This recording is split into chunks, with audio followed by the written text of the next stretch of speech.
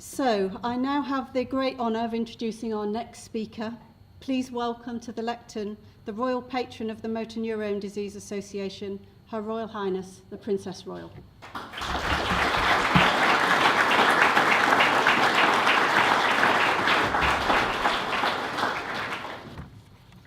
Well, ladies and gentlemen, it's a pleasure to join you today and to celebrate this new addition to the network, our 22nd member of that network, and I'm delighted to be part of its launch today. So the North Midlands MND Care and Research Network, and thank you to all those who've been working for a year to make sure that it's got to this stage of official launch. I don't know how many of you realise that there were 21 others, and I have had the opportunity to see others.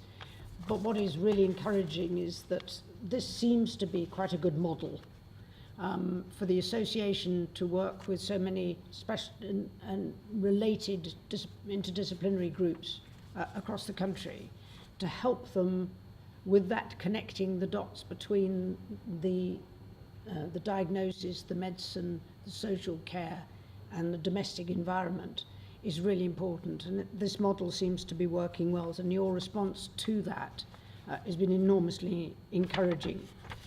And over the years, I'm afraid my knowledge of MND goes back a bit further than 10 years, largely I have to say through the Scottish Motor Neurone Disease Association, and it's been an interesting struggle is to find the right way to provide the support from diagnosis onwards. And whereas in the past that might have been entirely through volunteers who were able, if they were able, to reach all of those newly diagnosed and some of the carers, to this much more better constructed support package which connects all those who have a really important part to play in responding to those who are diagnosed with MND. Fortunately, that not only underlines the improvement in diagnosis, it also underlines the improvement on what can be done to help those who are actually suffering from MND, which in the past has been equally difficult to put your finger on. A lot of that has been assisted by those living with MND who have contributed enormously to the success of these networks in identifying those areas. And thank you too to Mrs. Gross for making that point. And the more you contribute, the better we will respond to those needs. Because the other thing you find the group today, because those living with MND, those who've come today, you're all different. The disease affects you differently, it affects your carers and your families differently. And that's a real challenge for any model to deal with. But the more flexible we can make that model through these partnerships and the understanding of where those key bits of information come from, the more likely we are to fill in those gaps for those living with MND.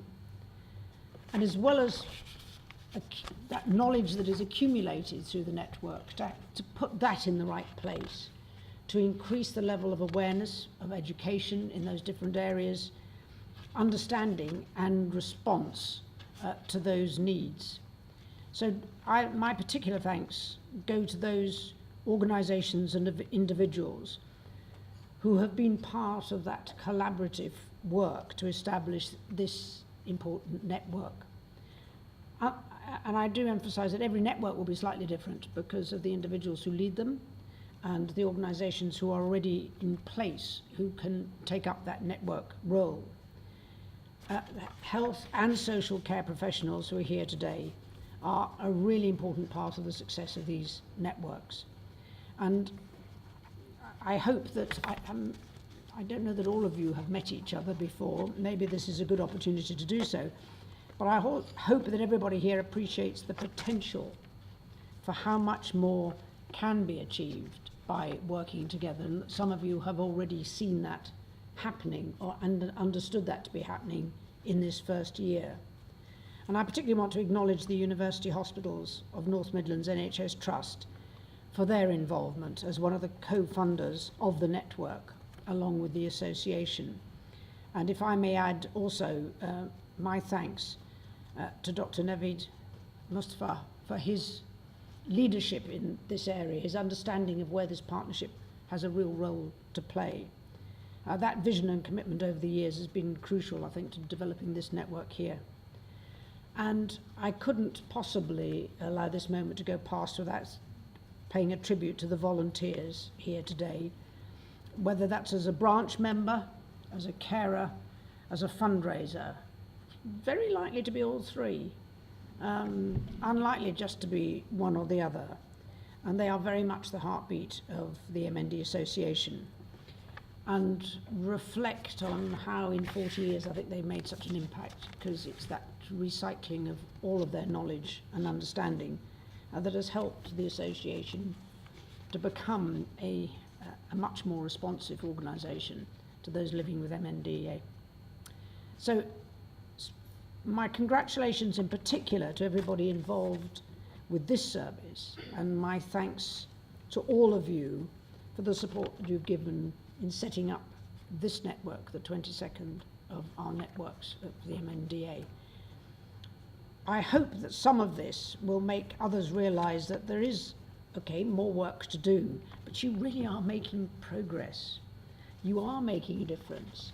And I hope for those of you living with MND can also feel that that is true through these networks and through the responses that you get. I had, if I sound as if I've got some confidence and some maybe positive thoughts about MND, that's the second time. So yesterday I was listening to a young girl, she's only 24, was diagnosed when she was 19, and she was talking to her local Rotary about living with MND. And she made the point that she decided that she would, whatever the question was, she would always say yes. Now that is a very constructive and positive way of living life. But I get the same feeling here today, and all of those of you living with MND do make us all realise that we really do need to be able to support in the most appropriate way for people who are determined to deal with this living with a condition which has been so difficult to treat and so difficult for families to live with. So thank you so much for all your contributions here, and for setting, I think, a very fine example of what can be achieved when people get together, and to inspire confidence in the association to be able to create the right atmospheres to increase those levels of partnership in the future. So thank you all very much indeed. I wish the best for this network.